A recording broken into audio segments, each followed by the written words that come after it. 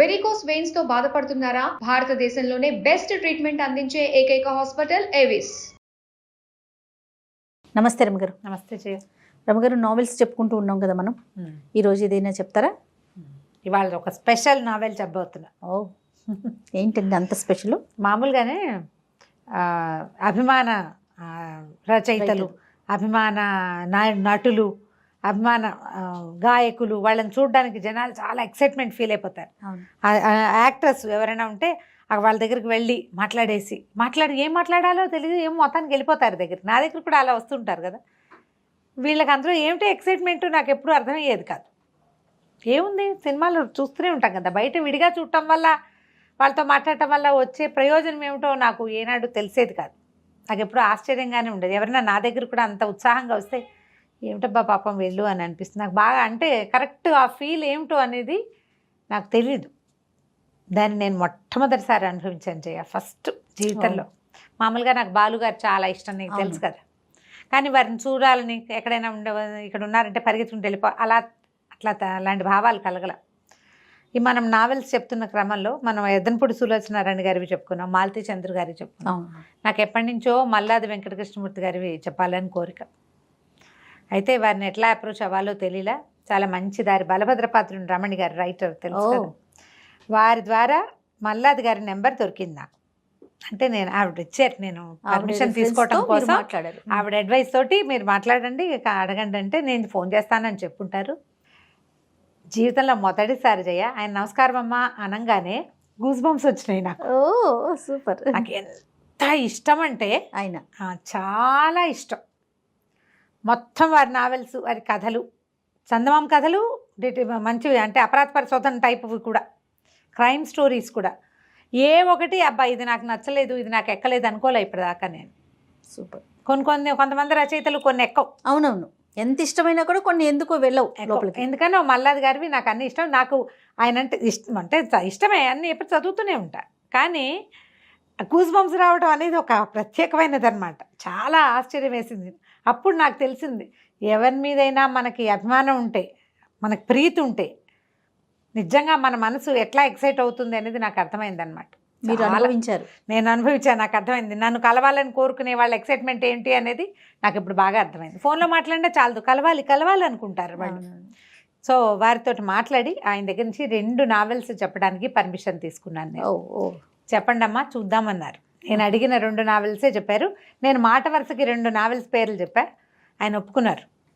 చెప్పండి, మీరు ఎలాగో సినాప్సిసే కదా, అంటే కథ చెప్తాం, చదవడం కాదు కదా. నాకు చదవటం మీద అంత ఆసక్తి లేదు, నాకు అంత ఓపిక ఉండదు, ఓపికే ఉండదు అంతసేపు నాకు. ఇక స్టోరీ చదువుతారు కదా చాలా మంది, రీడ్ అలౌడ్, నాకు అంత ఓపిక లేదు. నాకు నేనే చదివేసుకోవాలి, చెప్పాలన్నమాట. సరే, ఆ చెప్పడానికి పర్మిషన్ తీసుకున్నా. ఒకటి మందాకిని, రెండో పుస్తకం అందమైన జీవితం. ఓకే. ఈ 2 చాలా ఎక్సలెంట్గా ఉంటాయి. మల్లాది గారి స్పెషాలిటీ ఏంటంటే ఆయన చెప్పేవన్నీ విషయాలు చేయటానికి దాదాపుగా కుదిరేవి. తర్వాత ఆ శైలి ఎలా ఉంటుందంటే ఏదో మనం మాట్లాడుతున్నట్టుగానే అనిపిస్తుంది. చాలా సబ్జెక్టులు, ఎక్కువ సబ్జెక్ట్స్ ఇలాంటివి జరిగే ఉంటాయని మనల్ని నమ్మిస్తాయి. అవి కథల్లో చెప్తారు, అలా అనిపించదు. ఓకే. తర్వాత కాలంలో మొదట రాసిన నావెల్స్ కంటే జయం అని ఒక అద్భుతమైన నావెల్ రాశారు, అది చాలా ఇష్టం. ఈ 2 నేను సక్సెస్ఫుల్గా వారిని మెప్పించగలిగితే, ప్రేక్షకులు ఎలాగూ అలవాటైన వాళ్ళు మనకి వినేస్తారు కదా, ఆయనకి నచ్చితే ఆ జయం కూడా తీసుకుని చెప్పాలని ఉంది నాకు. తప్పకుండా. ఒక ఆధ్యాత్మికమైన ధోరణిలోకి వెళ్ళినటువంటి వారి పరిణతి అందులో కనపడుతుంది అనమాట. చాలా నచ్చింది, అది కూడా చాలా బాగుంది నాకు. సో ఈ 2 నావెల్స్లో మందాకిని చెప్దాం ఇప్పుడు. అంటే ఈ ఉపోద్ఘాతం ఎందుకు చెప్పానంటే నేను దీనికోసం ప్రయత్నం చేశానని చెప్పడం కోసం అన్నమాట. అయితే ఈ మందాకిని నవలని చిన్నప్పుడు కొంచెం నేను జస్ట్ స్కూల్ దాటి 80sలో వచ్చిందని అనుకుంటున్నా. చదివినప్పుడు బాగానే ఉంది.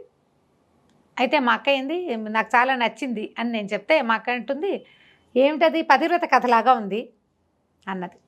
అప్పుడు నేను ఒక కొత్త కోణంలో ఆ కథను చూడడం మొదలుపెట్టాను. ముందు ఆ వయసుకి నాకు తెలియలేదన్నమాట ఆయన చెప్పిన లోపల భావం ఏమిటి అనేది. నేను ఆ రకంగా ఆలోచించలే. తర్వాత నాకు తెలిసింది ట్రూలీ ఒక పతివ్రత కథ మందాకిని. ఓ ఈ కాలపు పతివ్రత పెళ్ళిని నిలబెట్టుకోవాలనుకునే ఒక అమ్మాయి ఎలా చేసి తన పెళ్ళిని నిలబెట్టుకుంది, వైవాహిక జీవితాన్ని సరి అయిన దారిలో. పెళ్ళి నిలబెట్టుకోవడం అంటే ఏదో మొగుడు పెళ్ళం కలిసి ఉంటాం కాదు, లివ్డ్ ఎవర్ ఆఫ్టర్ హ్యాపీలీ అనాలి. మనం ఎప్పటికీ హాయిగా ఉండటం, సంతోషంగా ఉండటం, జీవితాన్ని సరైన దారిలోకి తీసుకురావటం. ఇప్పుడు చిన్న చిన్న వాటికే ఏదైనా, పెద్దవాటికి తప్పదనుకో, చిన్నవాటికి కూడా తగాదాలు పడి పోట్లాడి ఎక్స్పెక్టేషన్స్ తోటి మనం డివోర్స్కి వెళ్ళిపోతున్నాం. అవును, సమాజం అటు పరిగెత్తేసింది. ఇది సమాజం ఆ వైపుకి తిరుగుతున్న కాలంలో రోజుల్లోనే రాయబడింది కథ. చాలా బాగుంటుంది, తప్పకుండా చదవవలసిన నవల. మీరు ఈ కాలం పిల్లలకి చదవండి అని ఏం చెప్తారు అని అడిగితే నేను చెప్పే మొదటి 10 కథల్లో ఒకటి తప్పకుండా మందాకిని. ఓ అంత బాగుంటుంది. ఒక అమ్మాయి, సాధారణ సింపుల్ అమ్మాయి, పిల్ల కొంచెం అందమైన అమ్మాయి అని కానీ మనకి చూపిస్తారు కథలో. ఓ భార్య భర్త బ్రాహ్మణ కుటుంబం, బహుశా ఆయన పురోహితులు, అంతే కదా. పురోహితులు అంటే బ్రాహ్మిన్స్కి ఒక 4 సంతానం, 3 ఆడపిల్లలు, 1 మగపిల్లాడు. అందులో పెద్ద అమ్మాయికి పెళ్ళవుతుంది. తర్వాత రెండో అమ్మాయికి సంబంధాలు చూస్తూ ఉంటారు. నేను కథ ఎలా నడుస్తుందో అలా చెప్పట్లేదు, ఈ మొత్తం మీద మీ జనానికి అర్థమయ్యేలాగా చెప్పేస్తాను అనమాట. అయితే ఈ పెద్ద అమ్మాయి వసంతలక్ష్మి, రెండో అమ్మాయి మందాకిని, మూడో అమ్మాయి వాసంతి, తర్వాత ఒక పిల్లాడు హేమాద్రి, స్కూల్కి వెళ్ళే పిల్లాడు. చిన్న ఆడపిల్లలిద్దరికీ కూడా డిగ్రీలేనే సంబంధాలు. పెద్ద అమ్మాయి రెండో అమ్మాయికి చూస్తున్నారు కానీ మ్యాచెస్ కుదరటలు. పెద్ద అమ్మాయి పెళ్ళి 4-5 సంవత్సరాలు అయ్యింది ఈ కథ నాటికి. ఓ 3 ఏళ్ల చంటిపిల్ల కూడా ఉంది. అయితే అమ్మ నాన్న సత్యనారాయణ వ్రతం చేసుకుంటుంటే పెద్ద అమ్మాయి ఇంటికి వస్తుంది, వసంతలక్ష్మి వస్తుంది, వసంత అంటారు. అప్పుడు సత్యనారాయణ వ్రతం చేసుకుంటారు. రెండో అమ్మాయికి పెళ్లి చూపులు కూడా జరుగుతాయి.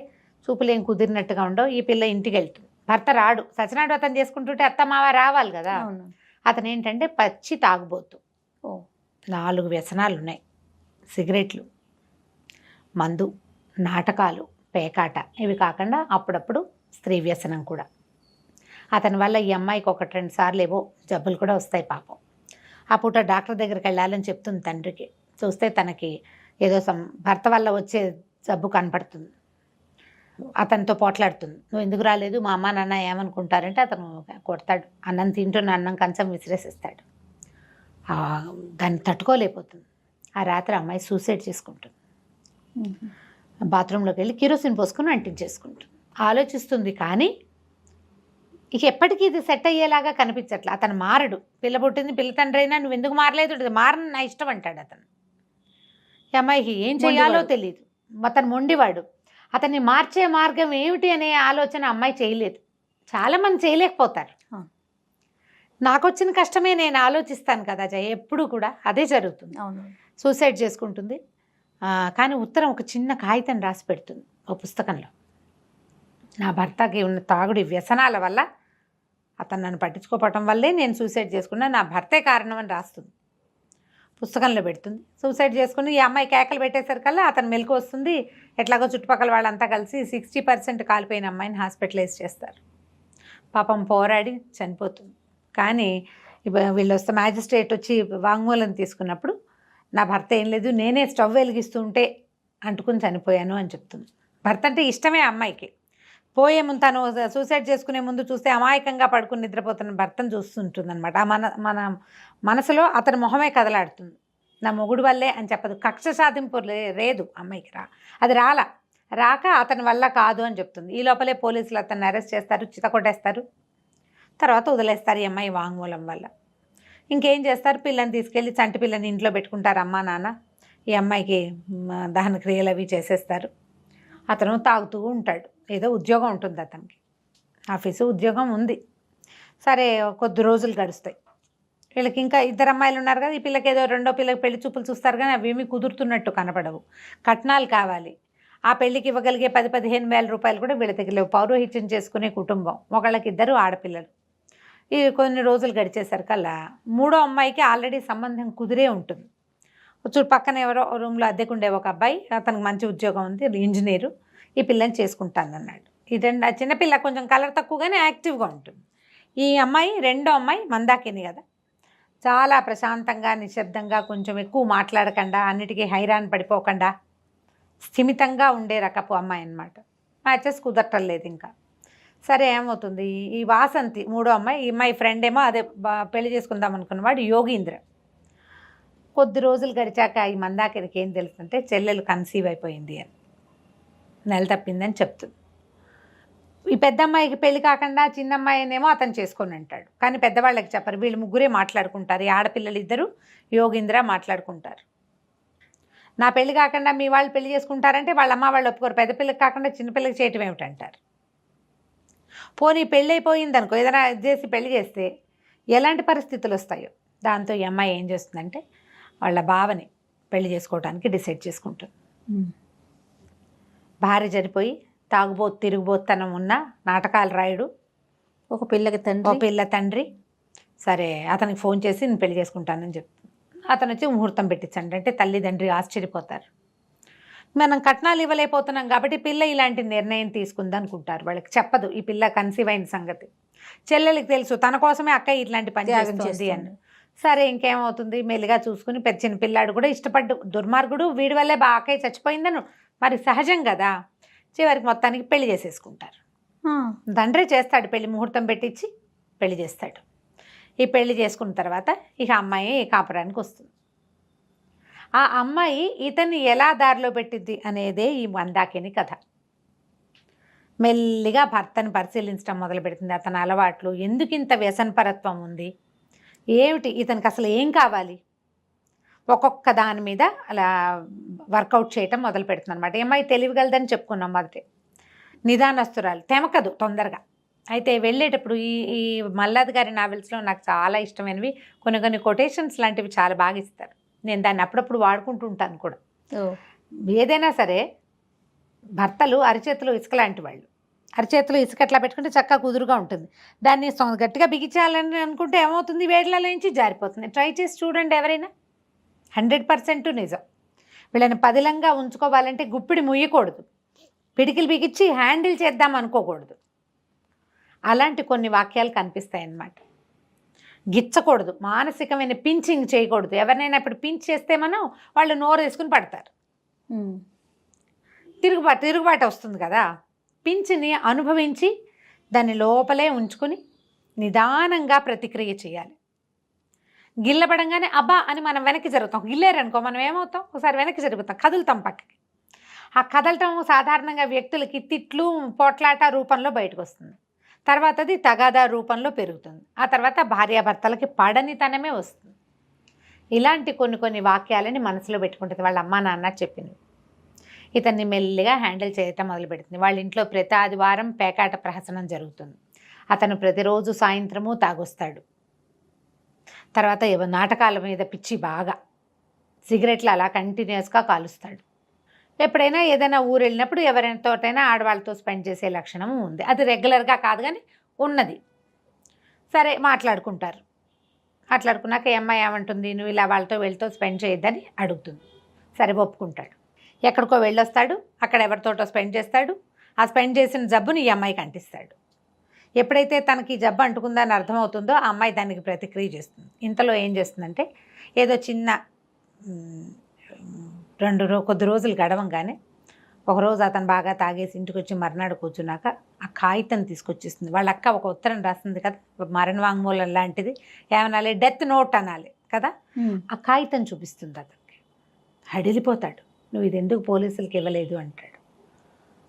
ఏమో నాకు శిక్ష పడేది వస్తుందని మీరు చూసుకునేవాళ్ళు కదా, నువ్వు ఎందుకు ఇవ్వలేదు అని అడిగితే, వస్తు గురించే దాని తల్లేలాగూ లేదు, తండ్రి కూడా లేకుండా పోతాడని దాచిపెట్టానంటూ చాలా సంతోషిస్తాడు. అమ్మాయి ఆ ఉత్తరం కాగితం కనుక ఇస్తే ఏముంది, శాశ్వతంగా ఎంత కష్టమైందో తెలుసా, కొట్టారు నన్ను, వాళ్ళకి అవకాశం ఉంటే నన్ను చంపేసేవాళ్ళు అక్కడ అంటాడు. చంపకుండా పోలీస్ స్టేషన్ నుంచి బయటపడ్డాడు. కూతురని చింపేస్తాడు. ఇంత సహాయం చేసినందుకు నువ్వు ఏమడిగితే అది చేస్తానంటాడు. సరే అమ్మాయి ఏమంటుంది, రోజు నాతోటి చదరంగం ఆడండి, ప్రతిరోజు సాయంత్రం ఆడాలి, 1 సంవత్సరం పాటు నాతోటే ఆడాలి. అతను నవ్వచ్చు, చీర నాకు అడగాలి కదా నువ్వు గిఫ్ట్గా అంటే, నాకు అవన్నీ వద్దు, నాకు ఇదే కావాలంటూ. మర్నాడు అతను ఆఫీస్ నుంచి రాగానే ఒక చిన్న కిరసనాయిల డబ్బా ఒకటి వేసి మధ్యలో దాని మీద చదరంగం మన దగ్గర బోర్ లేదంటాడు, నా దగ్గర ఉంది, నాకు వచ్చు అంటూ కూర్చోబెట్టి ఆర్ట్ నేర్పించడం మొదలుపెట్టింది. అతని తత్వం ఏదైనా ఒక కొత్త విషయం, కొంచెం సాల్వ్ చేయలేని విషయం, కొంచెం డిఫరెంట్గా ఉండేవి అవి వినడం ఆసక్తి అతనికి.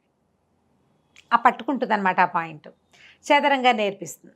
మామూలుగా అరగంటలో అసలు 5 నిమిషాలు కూడా ఇంట్లో ఉండని వాడు 1 గంట కూర్చుంటాడు. నేర్చుకోవాలి. చదరంగంలో ఎన్ని ఉంటాయి? ఇన్ని గళ్ళు, ఈ 64 గళ్ళు. దీనికి ప్రాతిపదికగా ముందు మనకి వడ్ల గింజల పుస్తకం చదివినట్టు చూపిస్తారు. వడ్ల గింజల కథ చాలా కాలం క్రితం మనం చెప్పుకున్నాం, నీకు గుర్తుందో లేదో. ఒక తంగిరాల శంకరప్ప అనే ఒక యువకుడు రాజావారిని ఓడిస్తాడు ఇంకో చోటకు వచ్చి. ఆ వడ్ల గళ్ళు అంటే ఈ చదరంగం గళ్ళలో మొదటి గళ్ళలో ఒక వడ్ల గింజ, రెండో దాంట్లో 2 గింజలు, దానికి డబల్ పెట్టమంటే మొత్తం వాళ్ళ పరగణాల్లో పండే పంటలు ఏవి కూడా దానికి సాటిరావు. అవును, అతను ఓడిస్తాడు. ఆ కథని అమ్మాయికి చాలా ఇష్టం. ఎక్కువసార్లు చదివి బ్రెయిన్ అట్లా పదును పెట్టుకుంటుంది. అందులో ఉన్న సంభాషణలు కూడా చాలా బాగుంటాయి. అక్కడి నుంచి మెల్లిగా అతనికి ఆట అలవాటు అవుతుంది. ఈ ఆడేటప్పుడు స్నానం చేసిరంటే అని స్నానం బలవంతం చేస్తుంది. ఓ వారం పోయాక స్నానం అలవాటు అయిపోతుంది. స్నానం అలవాటైతే మానలేరు అస్సలు, క్లీన్గా ఉండటం. మెల్లిగా ఇతనికి చదరంగం అలవాటు అవుతుంది. పేకాట కంటే చదరంగం చాలా తెలివైన ఆట. పేకాట ఏముంది, లక్ కదా. పేకాటలో తెలివి % 2%, మిగిలిన 98% లక్కే. చదరంగం పూర్తిగా తెలివే, లక్ ఫ్యాక్టర్ లేదు అందులో అసలు. ఇది ఛాలెంజింగ్గా ఉన్న ఈ ఆట అతనికి అలవాటు అవుతుంది.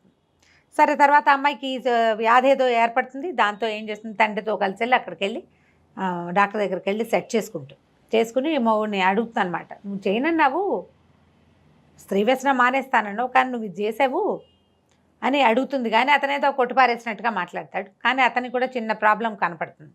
డాక్టర్ దగ్గరికి వెళ్ళేసరికి ఆ డాక్టర్ ఇది చాలా పెద్ద జబ్బని నమ్మిస్తాడు. పదే యూరిన్ కల్చర్కి ఇవ్వాల్సి విసిగిపోతాడు, భయపడిపోతాడు. ఇది చాలా పెద్ద జబ్బు, కుష్టు వ్యాధి వస్తుందన్న ఇది కలిగిస్తాడు డాక్టర్. ఈ అమ్మాయి ఏర్పాటు చేసుకుంటుంది. దాంతో మెల్లిగా స్త్రీ వ్యసనం పోతుంది అతనిలోంచి. ఈ తాగుడు, పేకాట ఎలాగూ ఈ చదరంగం వల్ల పేకాట తగ్గిపోయింది. ఫ్రెండ్స్, అతనికి ఏం కావాలంటే గుర్తింపు కావాలి. నన్ను అందరూ దుర్మార్గుడు అనుకుంటారు. నా డబ్బులతో నేను తాగి, నా డబ్బులతో నేను పేకాడుకుంటే ఎవరికైనా నేను చేసేదేముంది, వసంత కూడా ఇలాగే అనేది అంటాడు.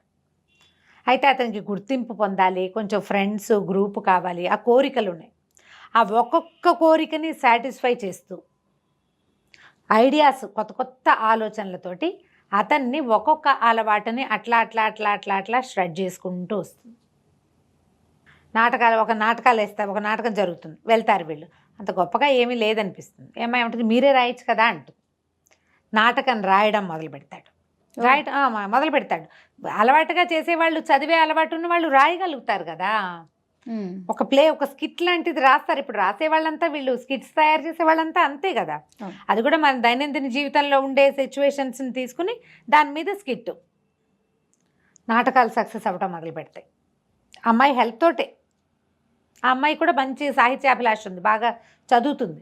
అతనికి ఒక్కొక్క పుస్తకం చదివించడం మొదలు పెడుతుంది. ఈ వడ్ల గింజలు అవన్నీ, నావెల్స్ అన్నీ చదువుతాడు అతను.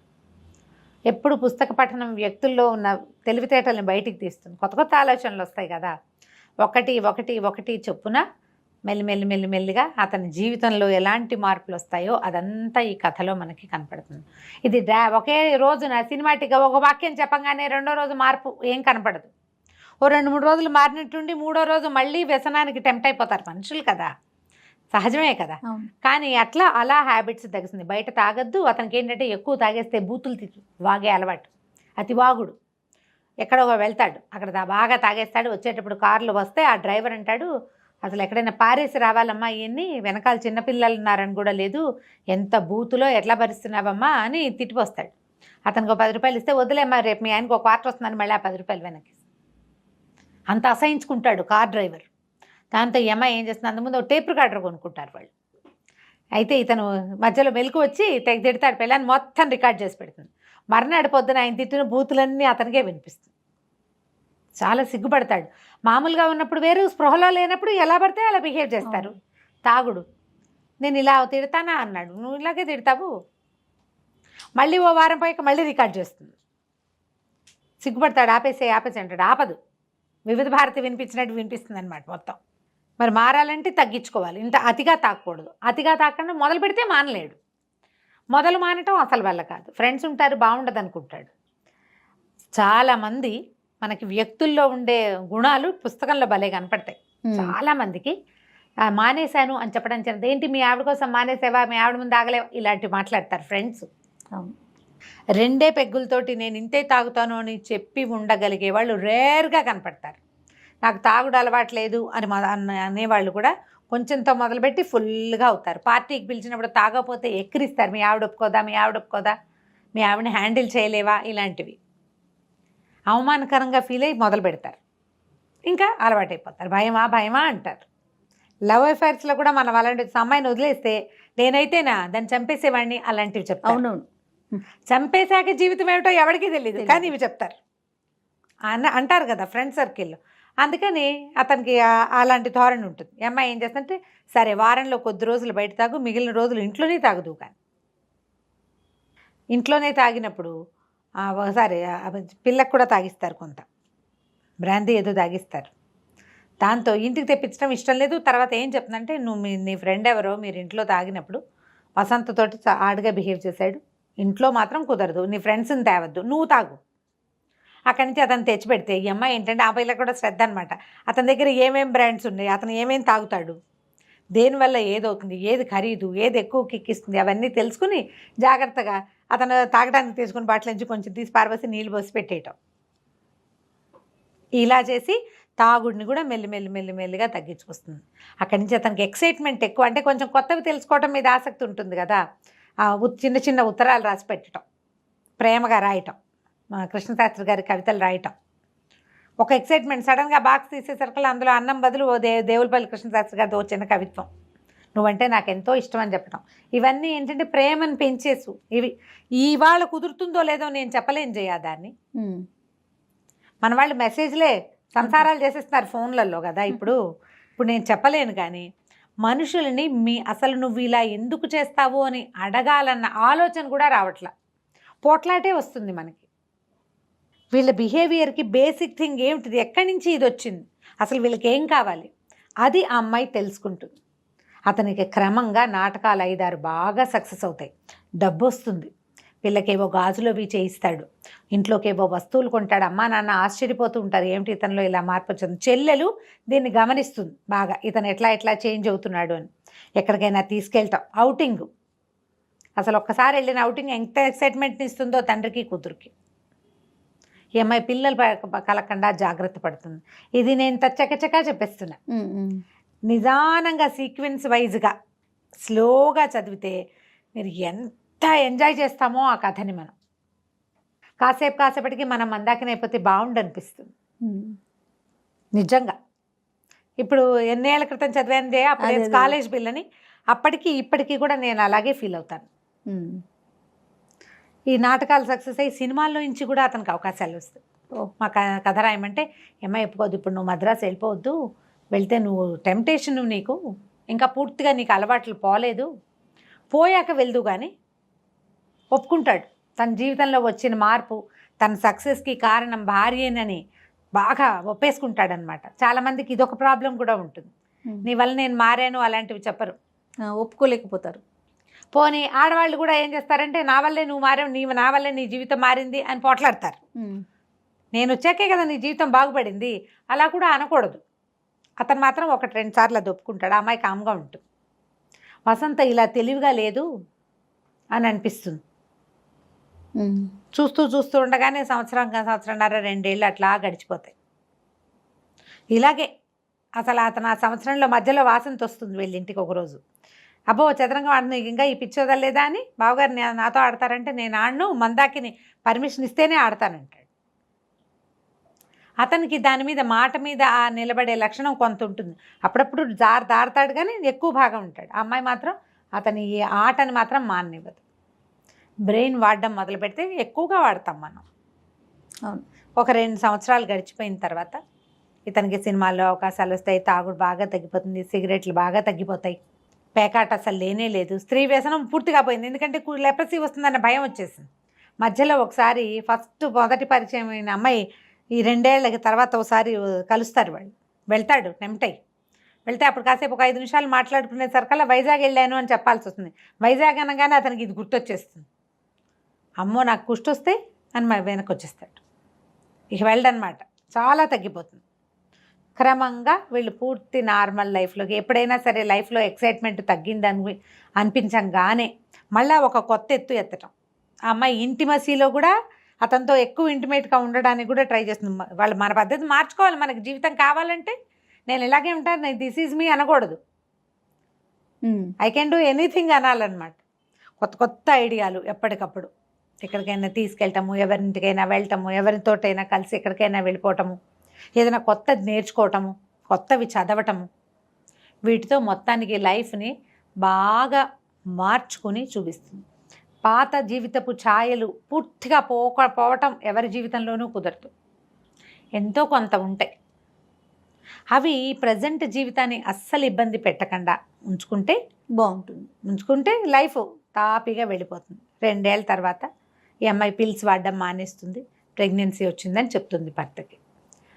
వసంతలక్ష్మితో కలిసి సత్యనారాయణ వ్రతం వాళ్ళ అమ్మా నాన్న వ్రతం చేసుకోవడంతో మొదలైన కథ ఈ అమ్మాయి నేను ప్రెగ్నెంట్ని అని చెప్పడంతో ముగుస్తుంది. పూర్తి ఒక 2-2.5 సంవత్సరాల కథ అన్నమాట. ఈ 2.5 ఏళ్లలో ఓ అమ్మాయి ఎట్లా పెళ్లి కావాల్సిన పిల్ల, ఇలాగ ఒక రెండో పెళ్లివాడు, దుర్వ్యసనాలు ఉన్నవాడు, బిడ్డ తండ్రి, పైగా ప్రధానమైనది తమ అక్కయ్య చావుకి కారణమైన వాడు, అతన్ని పెళ్లి చేసుకుని చెల్లెల కోసం చేసుకుని తండ్రి వాళ్ళకి తెలిసిపోతుంది. అమ్మాయికి 3-4 నెలలు వచ్చాక ఈ భానుమూర్తికి కూడా తెలుస్తుంది. బావ అమ్మాయి భర్తకి భానుమూర్తి అతని పేరు, అతనికి కూడా తెలుస్తుంది. మరదలు వాళ్ళు వచ్చినప్పుడు మీ చెల్లెలు ప్రెగ్నెంట్ లాగా ఉందని అడుగుతాడు. ఎన్నో నెలలు అంటే 4వ నెలలో 5వ నెలలో చెప్తుంది. పెళ్ళై 2 నెలలకి 4వ నెల ప్రెగ్నెన్సీ ఏమిటి? అప్పుడు అతనికి స్ట్రైక్ అవుతుంది. దీనికోసమే ఈ అమ్మాయి నన్ను పెళ్లి చేసుకుంది. గొప్ప లక్షణం కదా అది. మరి అట్లా మెల్లిగా చేంజ్ వస్తుంది. చెల్లెలకు ఒక కూతురు పుడుతుంది. ఆ తర్వాత 2 ఏళ్లకి ఈ అమ్మాయి కూడా ప్రెగ్నెంట్ అవుతుంది. కథ చాలా బాగుంటుంది. ఖచ్చితంగా కొనుక్కొని చదవవలసిన నవల. పుస్తకం ఇంట్లో పెట్టుకుంటే కనుక మనకి ఎప్పుడైనా మనసు బాగున్నప్పుడు అండర్లైన్ చేసి పెట్టుకొని కొన్ని వాక్యాలు మళ్ళీ వాటిని చదివితే మనకు కొత్త ఐడియాలు వస్తాయి. ఇందులో బోల్డని చిట్కాలు ఈ పుస్తకంలో. దాక్షాయణి అని ఒక క్యారెక్టర్ వస్తుంది, భానుమూర్తి వాళ్ళ అమ్మ. ఆవిడ వచ్చి పాలు పొంగిపోకుండా ఉండాలంటే ఏం చేయాలి, గుండు సూదుల కింద పడితే ఏం చేయాలి, అలా చిన్న చిట్కాలు చెప్పిస్తారు. చిట్కాలు తర్వాత ఏమో జీవిత సత్యాలు, గేమ్స్, చిన్న పొన్న గేమ్స్, అలాంటివన్నీ కనిపిస్తాయి. చిన్న ఆలోచనలు. ఈ పుస్తకాన్ని సొంత పుస్తకంగా ఉంచుకోవాలి. కథ వినడానికి ఎంత బాగుంది, చాలా బాగుందండి. బ్రీఫ్గా చెప్పాలంటే ఇదొక పతివ్రత కథ. తన భర్తని మార్చుకున్న అమ్మాయి. మనం గృహప్రవేశం జయసుధ యాక్ట్ చేసిన సినిమా చూస్తుంటారు చాలామంది. అందులో కూడా అమ్మాయి భర్తని మార్చుకుంటుంది. మార్చడానికి అమ్మాయి చేసిన యాక్ట్స్ ఏమిటో మనకు పెద్దగా కనపడవు. నావెల్స్లో అలాంటివి బాగా రాయగలుగుతారు. సినిమాల్లో వాళ్ళు చేసిన సినిమాటిక్గా ఉంటాయి. ఇది సినిమాటిక్గా ఉండదు. అమ్మాయి తాలూకు కఠోరమైన శ్రమ, దీక్ష, ఫోకస్ పోకుండా ఉంచుకోవటం, సంయమనం కోల్పోకుండా ఉండడం, ఏదైనా పరిస్థితి వచ్చినా ప్రతిసారి నేను మందాకిని, నేను చేయగలనని సెల్ఫ్ బూస్టింగ్ చేసుకోవటం. అన్ని కోణాలు ఉన్నాయి. అమ్మాయి మరి ఇందులో ముందుకెళ్ళాలి. జీవితం పాడు చేసుకోకూడదు. పుట్టింటికి వెళ్ళిపోలేదు, ఆ పిల్లకి అన్యాయం చేయలేదు, సంసారం బాగుండాలి, ఎన్నుకున్న జీవితం సరిగ్గా ఉంచుకోవాలి. దానికోసం ఒక అమ్మాయి ఎంత ట్రై చేయొచ్చో ఇందులో కనిపిస్తుంది. ఆధునిక పతివ్రత కథ మందాకిని. బాగుంది కదా, చాలా బాగుంది. కొని చదవండి తప్పకుండా అండి. నమస్తే. నమస్తే.